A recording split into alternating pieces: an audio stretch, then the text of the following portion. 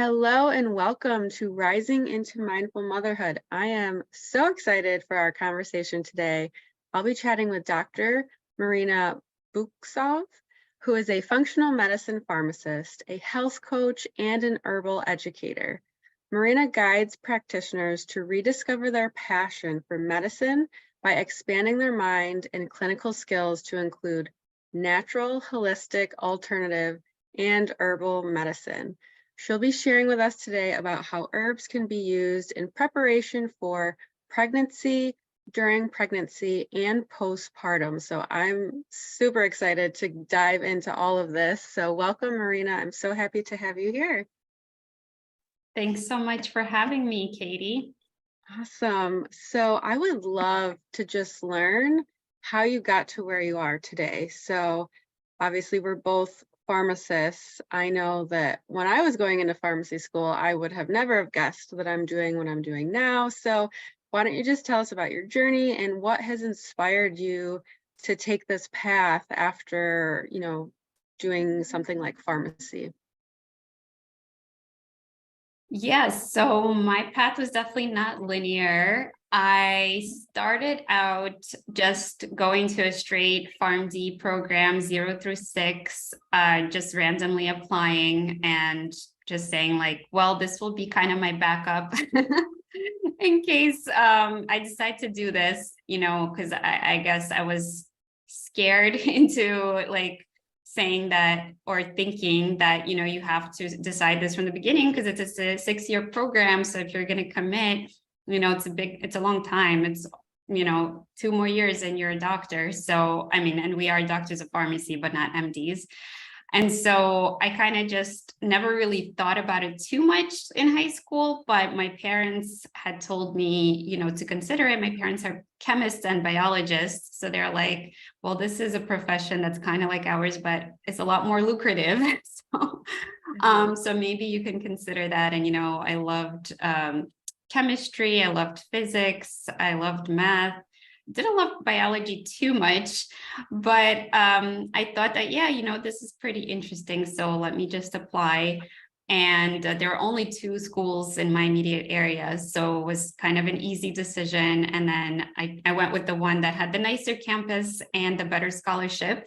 So that's kind of my thinking process was like, well, if I don't like it, I could always change to something else, but it'll be hard to transition into it if I decide to later. So just went along and I went to St. John's University and graduated, ended up sticking all the 6 years and loving it. I loved the program, the education, everything that I learned was fascinating. And I was actually introduced to complementary and alternative medicine as an elective class. And then we also had a nutraceutical class. And then we had a school club dedicated to CAM, complementary and alternative medicine. So it was kind of like on the radar from pharmacy school, but of course not the focus. So once I started actually working and I took a job in the retail setting, I realized that, we're not focusing enough on non-pharmacological consultations, right, and counseling points. We're only really focused on the drug and we barely even have time to counsel, period, on anything prescription or over-the-counter related. So that didn't really sit well with me. And I realized that, the more we focus on prevention and self-care and nutrition and the non-pharmacological therapy, the better we are. And my goal was always to get people to as little medications that they need as possible and really just have a resilient body and vitality and life force energy. And I didn't really go into my profession thinking that, but I think just being on that dispensing end of it and seeing how many people depend on these pharmaceuticals just made me realize like this is a burden on our organs of elimination and detoxification, right? And this is like literally, it takes so much mental energy to remember to take those drugs and then for your body to absorb them and break them down. And then we don't really know the interactions that go on because they haven't been studied in such mass quantities that people are taking them. And everybody's different. Everybody's physiology is a bit different. So it's kind of like you think, theoretically we know so much, but it's honestly like the Wild West when it comes to what actually happens, in practice. So I got curious to explore, what could I do with my pharmacy education, like having this background knowledge, but more so focusing on the holistic approach. And also some of my retail settings specialize in herbal medicine as the over-the-counter, supplement selection that they sold.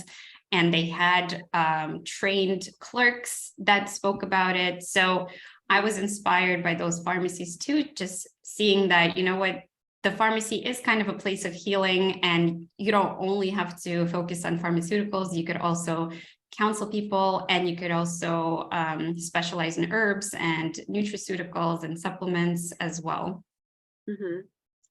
Yeah, I love that. And I feel like you and I are on the same page there, as being behind the counter, having that experience really, really opens your eyes, and it opened my eyes too, to wow, like this is all we're offering them for the most part, is take your statin, take your insulin, and doing medication therapy management, or MTMs. That's really that really kind of hammered that in for me, is I'm just calling these people to make sure that they're taking these medications that are just kind of a band-aid to the problems that they have. And a lot of times people, they don't even know what they're taking. They don't know why they're taking it. They're just taking it because their doctor told them to.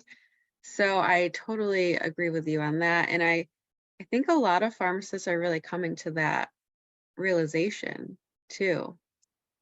Yeah, I definitely see many of us being very mindful, about self-care, just because we see that it's not the ideal scenario that you want to be on all of these life-saving drugs, which they are, of course, miraculous cures in some cases, or something that you would definitely need in an acute care situation. But how can we make our self-care, and daily rituals in a way that what we're doing in life is our medicine, instead of treating our bodies super badly, and not even paying attention to it, and not even being grateful for it, taking it for granted, and then needing to be on all of this support. Yeah, absolutely. So you worked in retail, then are you still in retail now? No, I was actually transitioned out of it right before my second baby, which was this February. I transitioned and she was born in March. Awesome, awesome. That's amazing. So now are you mainly focusing on, I know you have a course, I believe, for Yes. herbal practices. So is your main focus on educating practitioners? Do you also support clients one-on-one? What does that look like? Yes, so my main focus right now is the education and mentorship platform that I built for other practitioners and professionals. So I do work with a lot of pharmacists that are also looking to get into the more holistic wellness and herbal consults with their own clients.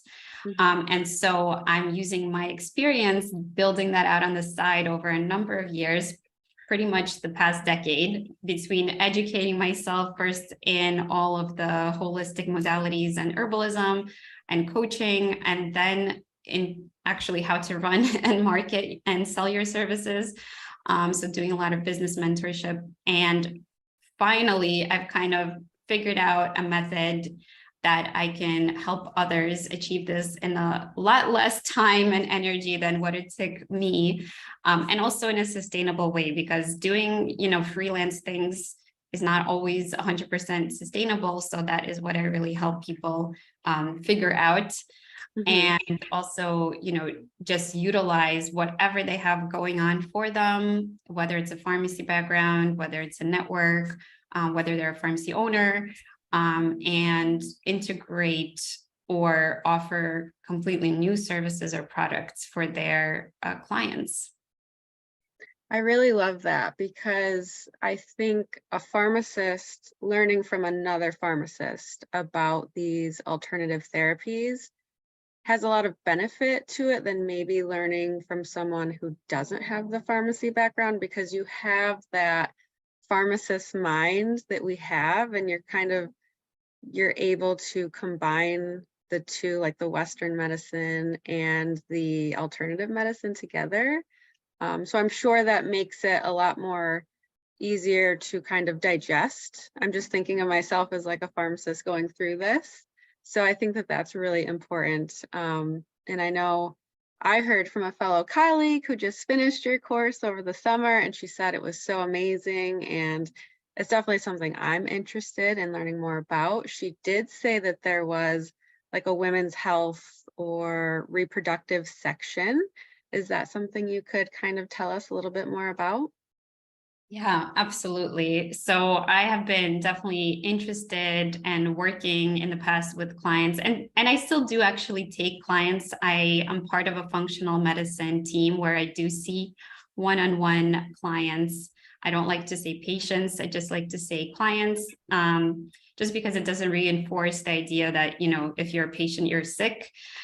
And so I specialize in gut health and in women's health because that is something that I struggled a lot with personally. Hormones are a part of that picture, of course. So I started the way actually I started the whole education side of my business was I just started running workshops. So it started out with a local herb shop where I used to work and intern. And I would just do live in-person events. And then I moved to online. And of course, with the pandemic, that was really beneficial. And it could reach a lot more people. So, you know, when I was creating the curriculum for my main course, I just used some of my previous workshops. And so I built out my women's health lectures based on what I've done in the past on workshops. So kind of recycling my content. And I do think, like you said, as pharmacists, we tend to compartmentalize and rationalize and are also, frankly, taught to be skeptical of anything that's not in the mainstream guidelines, right? And we have to follow them and we can't stray away at all. So understanding what the herbal perspective is and layering that into my pre-existing knowledge. Of course, I think learning anything from anyone, there's an inherent bias where, you know, somebody's already interpreting the information and then teaching it to you in their own lens. So of course, that is a possibility and something that we just have to account for. But I just teach from the traditions of my teachers, what they have passed on through their lineages. And I also direct people back to the source of the information, which of course we like, you know, evidence-based textbooks and other, you know, written sources of information, tertiary, whatever it may be. I always link back to that just so if you want to learn it on your own, you can certainly go and dive really head deep into this stuff. But I try to really condense it into a way that our brain understands and kind of layers on top of our foundations. So for the women's portion, I start with how to support fertility, actually. So understanding your cycle is number one. So we go through, you know, what does it mean to have a cycle and the whole hormone cascade and the whole axis with the hypothalamus and everything that happens, and then how to support that with diet, lifestyle, and herbs, right? And really understanding, you know, what are oral contraceptives doing to this cycle. And it's, you know, it's amazing how many times you can learn the cycle and still find out, you know, new information each time. Because, you know, it's kind of esoteric. It's also physiological. There's also tradition and myths associated with it. So I just find it amazing that more women, girls who start menstruating are just not taught these basics and then are just put on birth control for XYZ reason. You know, sometimes, of course, there's a reason outside of wanting to prevent pregnancy. There's a reason that is medical or, you know, too much bleeding, loss of blood, anemia, et cetera, other things like, you know, estrogen dominant conditions. So I understand the reason, but there's just not enough education about what else do we do? What does the cycle do? What are the pros and cons of starting a medication like this? People are on it for decades and they don't understand their body or their cycle. So that's the first thing that we go over. The second thing is how to support fertility now that we know how to the cycle kind of works and what the job of all of our cascades are, and understanding that, our environment plays a huge role, and that's both like external and then internal, our emotional environment, and stress and perceived stress, and how that all interacts, and then diet and lifestyle and herbs. So how can we really support our hormones to communicate to each other in a way that it's safe to go on and create another human being, and that we have enough nutrients and resources to support those processes? Then we also talk a little bit, about the postpartum period, and then we go into supporting just, women through their menopausal and perimenopausal years as well, because there it goes another whole hormone communication cascade.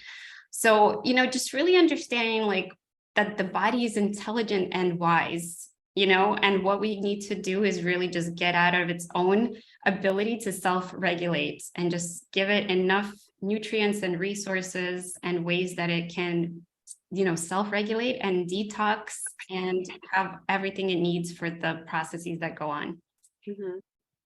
That sounds amazing and beautiful and so needed for, especially like you said, young girls. I remember 5th grade, they had that class with us, but I don't, think that they really get into those details. And even when we're older and you have like the sex education classes, I love that you start with the basics and the foundations of understanding what your cycle is and what that looks like. Like there's so, like you said, I always feel like I'm learning something new. There's just so many cascades and little things that happen, and that's just really the things that we know. I'm sure there's so many other things happening behind the scenes, but that's how I start my group coaching membership as well, is giving them a foundation and a background of what a cycle looks like, because without a healthy and a balanced cycle, there is no fertility. So I love that you start with that. Now, I'd love to hear a little bit more about herbs. What are some of your go-to herbs that you recommend for fertility? And then, of course, if there's some that are good for certain conditions and may not be for everyone, I'm sure there's some that you should only use under a practitioner's guidance who is well-versed in herbalism. But then maybe there's some that are pretty safe for the general public. Yeah, absolutely. I mean, medical disclaimer here is that this is not a medical advice or information recommendation that I'll be talking about right now. But generally speaking, yes, I would always advise still double checking with your herbalist, pharmacist, doctor about starting anything new, including herbs. But the problem is not many people are well versed unless they say that they're an herbalist. A lot of people, like I said, in the allopathic model will shy away and just say that, number one, there's not enough information or evidence. Number two, it might be toxic or interfere with your medications. So that is kind of just the general thing that we're taught to say, and we're just taught to distrust, like I said. And the problem is nobody actually goes a step above that to actually research what you're coming, to your practitioner with, what questions you have, and they'll most likely just give you that blanket of probably don't do that, right? So that is the problem, and I found that in my own healthcare, that if I'm the herbal expert, I know what I'm doing and putting in my body, but I find myself being shy to tell that information to my medical providers because they wouldn't understand or approve anyway. So that's part of the mission here, is to actually recreate that trust. So the self-trust that you can take care of yourself, and then the trust with your providers that you can actually have an open and honest two-way relationship. And that's a big problem that I see. But for the most part, if you have the general foundational knowledge, or if you are under the guidance of an herbalist, then you can figure out, a pretty safe way to navigate trying to incorporate herbs. And we are purists in that we love to incorporate herbs in their most natural and most bioavailable form. which to us means it's the whole plant. It's the crude plant. It's not an extract. It's not an essential oil. It's literally, in its most natural form, whether it's a powder of the herb, it's a tea that you brew, or it's a tincture, and a lot of tinctures are alcohol based, and that is to promote the extraction of certain constituents that we would like. And it's also very convenient, and it's a much more concentrated and potent form of the herb. And then lastly, if the person will not take it in any of those forms, not put it in their food or smoothie, or just make it part of their routine, then we'll go to, tablets and syrups and capsules and things like that. So that's just a general disclaimer. And as far as supporting fertility with herbs, so number one thing that we want to do is, like I mentioned, make sure your body has just enough nutrients to function, to do its daily activities that it has to do. And there's just not enough micro elements, and trace minerals and vitamins. Unfortunately, in our day-to-day lifestyle and diet, the SAD, right, standard American diet, certainly doesn't provide enough. And if you're consuming processed junk food on top of that, then you're depleting all of those nutrients that are going into actually trying to metabolize and detoxify what you're putting in. So that means that you need to account for everything, unfortunately, that we're exposed to willingly, or knowingly or unknowingly in our environment or in our food. And accounting that we need more nutrients than we think. And unfortunately, they don't always come from our food, plus some of our foods deplete them. So therefore, we need to try to eat clean. We need to try to de-stress or manage our stress. We need to sleep well to make sure, our body doesn't feel like it's under stress and it's coping with all of these things. And then we need to try to clean up our diet and our water, make sure that we are filtering our water. We're not using plastics for containers for food and water and drinking. Plastic water bottles drive me crazy. And then the next layer is, how do we eat nutrient dense foods, right? And just cut out some of the junk and processed stuff. And this is where plants come in. So just using tons of spices. Spices are generally recognized as safe. So, if it's a spice, you can probably safely consume that, and that could be your medicine.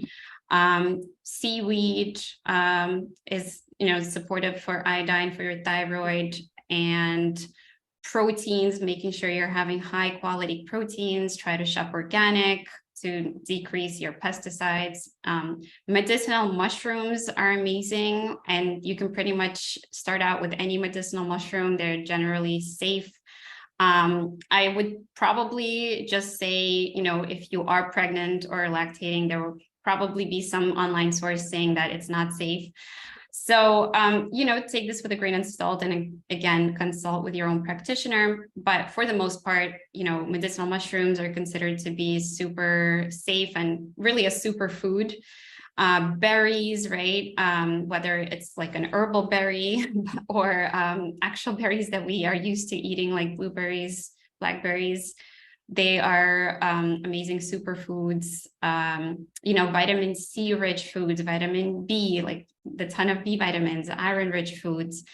So magnesium, vitamin D, things that, our foods are lacking, that you might want to get from herbs or supplements. So from my nutrient dense powerhouses, I love nettles and alfalfa. Those are two that I try to get in. Moringa is another great source.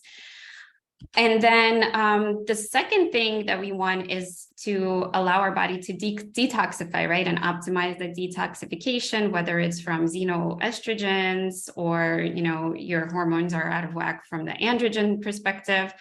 So there are several herbs that we can use to help that communication happen. And one that I really love that helps balance out your progesterone, which tends to be lower in females that are having infertility in relation to their estrogen, right? So it's always a ratio. So I love chase tree berry. or Vitex is the other name for it. And that is like my number one go-to. And then to support our liver detoxification processes, I love milk thistle, or blessed thistle is another one. And these are all, gentle, supportive herbs. Dandelion root is another one.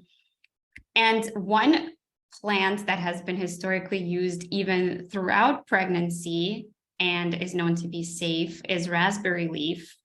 So this actually nourishes your uterus and makes sure that the smooth muscle walls of the uterus are, firm and juicy and conducive to pregnancy and also labor, so that it contracts in a supportive way. And obviously, when you're in labor, you want to contract effectively. You don't want to just have contractions and then that's not helping your baby move down. So you want a little bit of strength to that uterine wall tissue and muscular layer. And that's what raspberry leaf is known for. It's one of the classes of herbs that we call Partus preparator. And other herbs in this category are typically used by midwives to actually stimulate labor. So general disclaimer is you should not be using these on your own, except for raspberry leaf, which has been shown to be safe. Some sources will say avoid it during first trimester. I've typically drank it before, during, and after pregnancy, and that's what I consider safe. But if you want to be, very technical, you might want to start it in your second trimester. But it's also a great postpartum herb to help tone that muscle, back to its normal size and shape after labor. Wow, such a wealth of knowledge. Thank you so much for sharing all of that information, and also just reminding everyone of the basics of supporting our overall health and well-being. So all of those things were amazing. And I also used the red raspberry leaf when I was pregnant. I did wait until later on in the pregnancy because I do remember reading about avoiding it in the first trimester. And that's really when I think when you do try to do your own research by yourself without a professional, you can get that type of information online where it just says that there's either not enough to say that it's safe and whatnot. But I did end up having a wonderful midwife once I switched halfway, and she was very knowledgeable about all of those things. So she was very helpful in terms of my pregnancy journey. So that's great. Thank you for that tip. And I know you mentioned that you have a wonderful freebie for the audience, the Natural Medicine Makeover Guide. Would you be able to tell us just a little bit about that? Yeah, I created it just thinking like, what would I want to know about herbs or natural, safer, cleaner products when it comes to reorganizing my medicine cabinet? Because obviously as a pharmacist, I know the go-to remedies for everything, but it's a pharmaceutical. So if I want to clean up my first aid kit and, my go-to medications for if somebody's, sick or has stomach ache or headache or whatever it may be, right? How do I make those options more holistic and more natural? And what can I do to replace some of these pharmaceuticals that I'm trying to downsize, right? And that's kind of what I came up with. Like I categorized it by all the different categories. And this is what I use, to recommend to my family and my friends when they ask me. They are always asking me for stuff. Or, when I was in the retail, I would tell people, okay, well, this is, the pharmaceutical option. This is the holistic option, so that you have both. Amazing. I cannot wait to check it out for myself and see what you have in there, because I definitely like to have more natural options available in our household. So where can the audience learn more about you and connect with you? I'm sure there may even be practitioners that are listening that may want to sign up for your program. So where can they learn more? So you can go to my website. It's drmarinabuksov.com, and you can connect with me there. I'm also under that name, Dr. Marina Buksov, on all social media pretty much. pretty active on Instagram, and I try to share there pretty regularly. So you can connect with me there and drop me a note, also on LinkedIn, Facebook. Amazing. Thank you so much for sharing your gifts and your wisdom with us today, Marina. I really, really enjoyed it. My pleasure. Thank you so much for having me. Of course. Thank you for tuning in today. Make sure you follow and leave a rating so we can connect with more mamas, and I will see you on the next episode.